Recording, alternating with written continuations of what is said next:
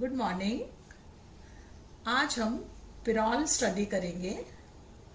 पिरॉल एक बहुत ही important 5 membered heterocyclic compound है। पिरॉल रिंग कई नेचुरल कंपाउंड्स जैसे अल्कोलाइड्स, क्लोरोफिल एवं हेमेटिन आदि में पाई जाती है। यह कोलतार एवं बोन ऑयल में भी पाया जाता है।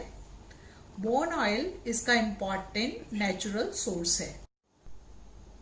पिरॉल के सबसे पहले हम मेथड ऑफ प्रिपरेशन स्टडी करेंगे, उसके बाद हम इसकी प्रॉपर्टीज स्टडी करेंगे।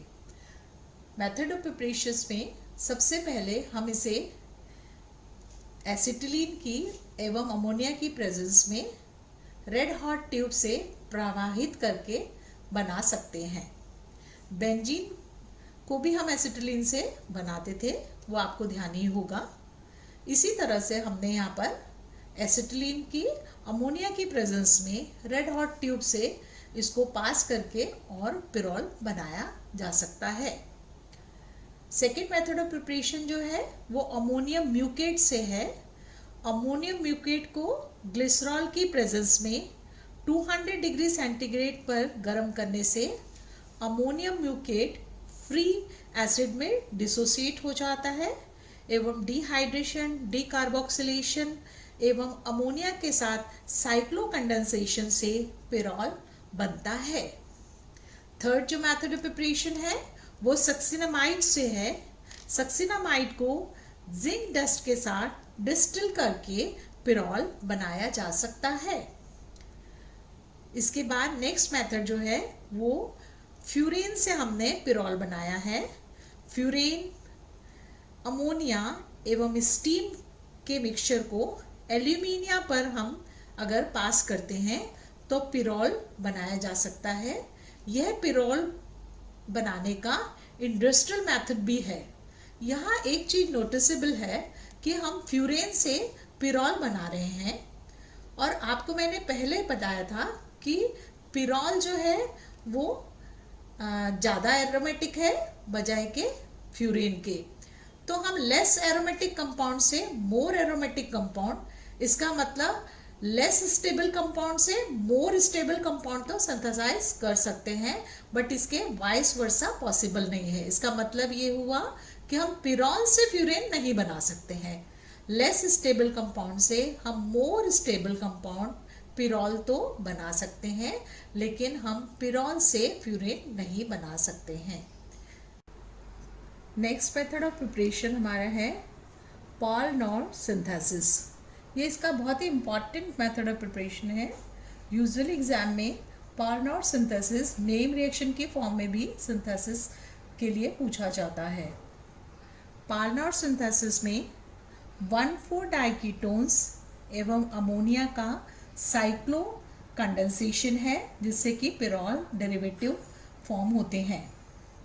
अगर इसकी मैकेनिज्म की बात करें तो सिंपल मैकेनिज्म इसका ये हो सकता है कि हम इसकी कीटो फॉर्म की इनोल फॉर्म्स बना लें। इनोल फॉर्म में सिंपल डिहाइड्रेशन से पिरॉल डेरिवेटिव जो है फॉर्म हो रहे हैं। यहाँ पर जो डेरिवेटिव बनते हैं वो 2,5 पोजीशन पे जो भी सब्स्टिट्यूटेड ग्रुप प्रेजेंट होगा वो हमें शो करना होगा। इसमें मैंने यहाँ पर R से इसे दिखाया हुआ है। नेक्स्ट मेथड ऑफ प्रिपरेशन में हमारी जो सिंथेसिस है वो है नॉर पिरॉल सिंथेसिस। इसमें अल्फा अमीनो कीटोन्स एवं बीटा कीटो एस्टर्स को के कंडेंसेशन से हम पिरॉल के डेरिवेटिव सिंथेसाइज करते हैं। यहाँ अल्फा अमीनो कीटोन को भी हमने बीटा कीटो ईस्टर से ही जनरेट किया है। एक्चुअली में अल्फा अमीनो कीटोन्स जो हैं वो अनस्टेबल कंपाउंड होते हैं, इसलिए हम इन्हें रिएक्शन मिक्सचर में ही डेवलप करते हैं और फिर इनकी रिएक्शन कराते हैं। बीटा कीटो ईस्टर्स जो हैं वो बेसिकली रिएक्टिव मिथिलीन कंपाउंड्स हैं। इनमें यहाँ एक चीज़ ध्यान रखने वाली है कि यहाँ इस कंपाउंड में एस्टर भी फंक्शनल ग्रुप है और कीटोन भी यहाँ पर फंक्शनल ग्रुप है।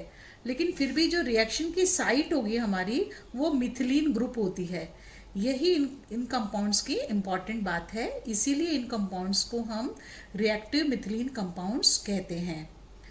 मैकेनिज्म को अब हम देखते हैं।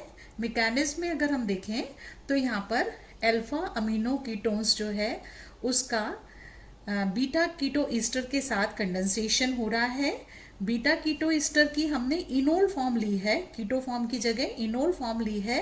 अगेन यहाँ रिएक्शन साइट जो है हमारी मिथिलीन ग्रुप है और कीटोनिक ग्रुप है। यहाँ पर फर्स्ट जो स्टेप है उसमें डिहाइड्रेशन स्टेप के से जो है वो दोनों मॉलिक्यूल कंडेंसेशन होके और अमोनिया नाइट्रोजन से दूसरा मॉलिक्यूल आके जुड़ जाता है। सेकेंड जो स्टेप है उसमें फिर अगेन एक डिहाइड्रेशन स्टेप भी है और इलेक्ट्रॉन के मूवमेंट्स आप प्रॉपरली देख ही पा रहे हैं। इन मूवमेंट्स इलेक्ट्रॉन के मूवमेंट्स से हम जो है फाइनली सब्स्टिट्यूटेड पिरोल जो है वो सिंथेसाइज करते हैं। लास्ट सिंथेसिस है हैंस सिंथेसिस। इसमें हम एसिटो एसिटिक ईस्टर का कंडेंसेशन अल्फा हेलो कीटोन्स के साथ कर रहे हैं। अमोनिया या प्राइमरी अमीन इसमें हम लेंगे और कंडेंसेशन का जो प्रोडक्ट है अगेन हमारा जो है वो सब्स्टिट्यूटेड पिरोल होगा।